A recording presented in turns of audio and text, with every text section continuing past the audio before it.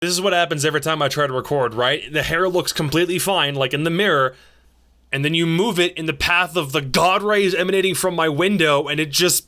I'm pretty sure the North American League has spoiled us. Like, hardcore. It's got the best format, best graphics, the classic casting crew, Jesse Big Brain. Let's take a look at how the whole US division shook out by the end. Team rankings put the reigning kings of Space Station Gaming at the top of the standings yet again. They're basically turning into the North American G2 at this point, and it feels oh so good. TSM and Oxygen Esports fit in second and third place positions respectively, and along with SSG are right now the only three teams confirmed for the upcoming North American mini-major, the qualifier for which is happening sometime on Saturday. Three of those qual teams are Dark Zero, the Sonics, and Tempo Storm, who all come in 4th, 5th, and 6th, and Disrupt Gaming and Shame United bring up the rear. They're literally the North American Chaos.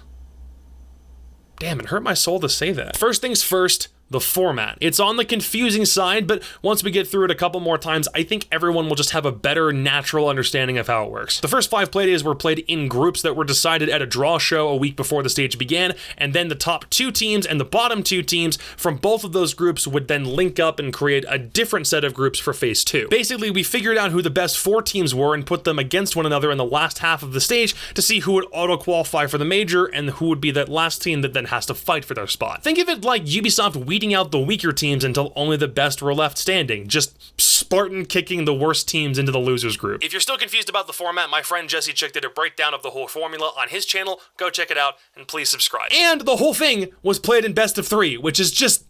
I'm gonna say it, and you may not agree with it, but a best of 3 league format is slowly going to turn North America into the best overall region in Siege by a mile. Playing best of 3s in their standard league format and then going to LAN events and playing it again there is only going to increase their quality of play over time and make them think more about the long game over the course of a series. It's just the right way to do things. I've been watching Counter-Strike esports long enough to know that best of ones aren't the best way to measure a team's skill, especially not with draws. That said, though, I still feel like the way teams finished at the end still makes sense. I don't think the format helped a new underdog team jump out of the woodwork, nor do I think it made any of the good teams from the old Pro League best of 1 system look any worse here, with the exception of V United, but we'll get to them in a second. Let's begin with Space Station. They only ever lost 1 series the entire stage, and in Phase 2, they didn't drop a single map to their opponents on their way to a first place finish. I did a video about them last week where I went over how they've done the past few months, and I feel like they did a really good job carrying the momentum they've had since OGA Pit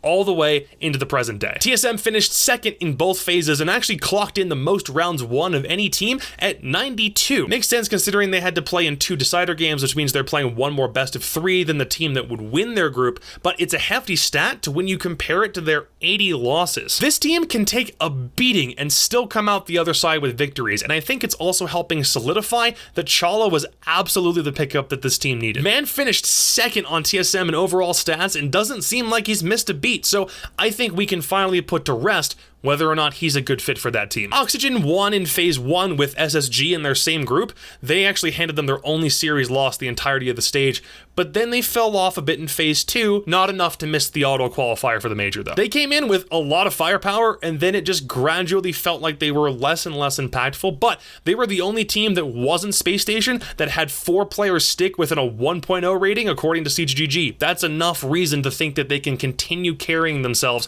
all the way through into Stage 2. The bottom team in the Phase 2 group was Dark Zero, and I'm a little bit worried because they didn't win a single map the back half of the season. They weren't even able to force any of those maps into overtime, and it's strange because in Phase 1, they beat SQ and TSM both times 2-0. I keep hoping to see them break through that glass ceiling that they have, but then they just give me reason to think that they can't perform when the stakes are high. But 4th place still isn't a bad spot to be in. They just need to barrel through a couple other teams in the major qual this weekend, one of which is the Sonics. They had Staaben and Gomfey's persistent visa problems to deal with at the start, so they had to bring in 2 subs to play their first game.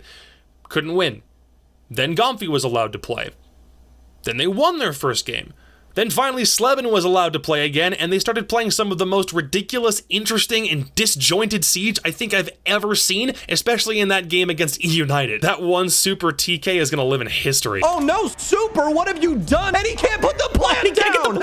Super! A 5th place finish for them is really good because I didn't know how long those visa problems were going to persist. I thought they might have to use lags in J9O the entirety of the first stage, but we saw another glimpse of what this team can do when both of their European players are actually allowed to compete, and for them, I think the future looks brightest out of any team here. Tempo clocked in at 6th and also made the major qual. They looked a lot better than the Tempo that we saw in last season of Pro League, but the only teams that they defeated were the ones that would end up ranking lower than them in this season of the NAL, so I don't really know how to weigh that. I do think Sloppy and Mark are fitting in well, but I think the team as a whole is best summed up in this gift from Dream. Just clapping and happy to be there. Disrupt finally got to show everybody what they were made of this stage, which is good considering no one had any idea what they looked like going in because they're a brand new team. They have a really interesting aggressive style that I think can carry them far, but right now, if they place like this in stage 2, then they're safe from relegations, but I think they have the potential, or too much potential, to be held back if they can just shore up a few things and head into September with a full swing. And EU.